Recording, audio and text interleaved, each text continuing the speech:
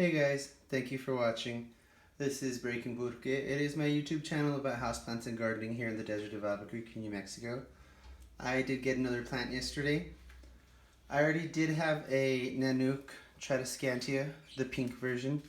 You can see this one here is a little scraggly. I got this one, I'd say probably, I don't know, it's been a few months, 4 to 6 months maybe. And when I got it, it was just a cutting in moss. I figured it was something harder or something different of a Tradescantia that you couldn't root in water, and I just never moved it. I just left it in the moss and I keep it moist. It has started to grow recently, finally. And it is leggy. I did that on purpose. With some of these plants, if you put them in a dark room for a day or two, this has actually been in a dark room for 3 days, they stretch. They're looking for the sun. I do this because it gives you a little more to work with. With these little tiny sections on this one here that I just got, my new one, so you can see that. Very beautiful.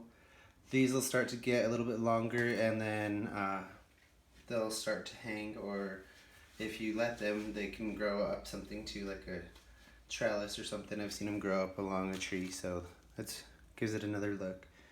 But this one here, I don't know how it hasn't started to fall to a side or the other. It just falls off the shelf. It doesn't bend. So what we're gonna do is propagate it. Since I already have a nice new pretty full one, I'm not getting rid of the one that I got before. Now, I got this one before they were everywhere. I traded one of my more expensive pups of a plant that I had at a swap, and I got this. It was a big deal at the time because you couldn't find it everywhere like you can now. And on this, you just do like you do any other basic Tradescantia. Sorry for hitting the camera or the stand. Just cut it between a node and a leaf and stick it in water. Now, like I've shown you guys before, this usually only takes me about a week. It's going to be a little too much water, so we'll water the one we have next to it. And you don't want to leave these leaves hanging out in water, just the node. So what I'm doing is taking that and laying that sideways in the cup. And I'm going to do this all the way down because before I started this, I was taking a look at this Tradescantia. This little tiny vine, one branch coming up, whatever. And if we look closely, hopefully we can pick it up on camera. Where did it go?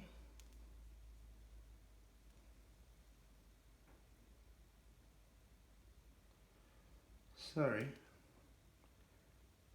Okay, there it is.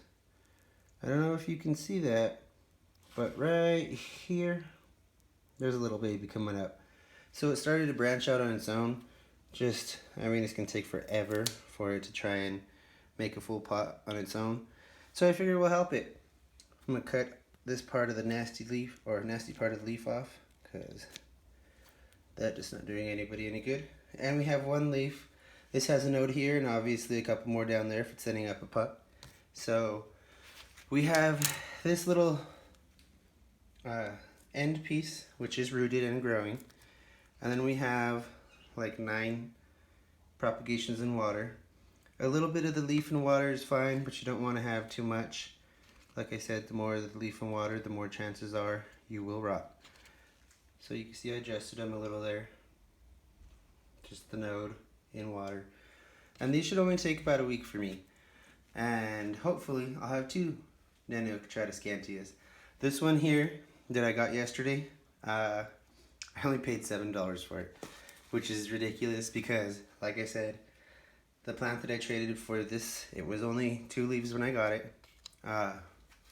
Was probably like a good $30, $40 plant, so it definitely does benefit us when prices go down. It is a little, does hurt a little, especially when you just bought one at more of a inflated price. But hey, buy another. You never know. Maybe it'll go back up in price and you'll have 2 and you can actually make some money back. I don't know. It's not a guarantee. But another reason why you should buy plants you like because you like them, not because they're fashionable or the price is up now. Prices fluctuate with everything and nothing is guaranteed. So if you're doing it as an investment, you definitely have to be careful. I wouldn't suggest growing and cutting plants as a full-time job unless you have a setup to be able to take some losses, because you're going to have slow periods. Thank you for watching and have a great day. Hopefully this gives you a little bit of insight as to how to propagate nanouk Tradescantia easily in water. Moss, you could stick it straight in the soil if you want. I don't really care to do it that way because I don't like to water too often, but it is an option. Bye.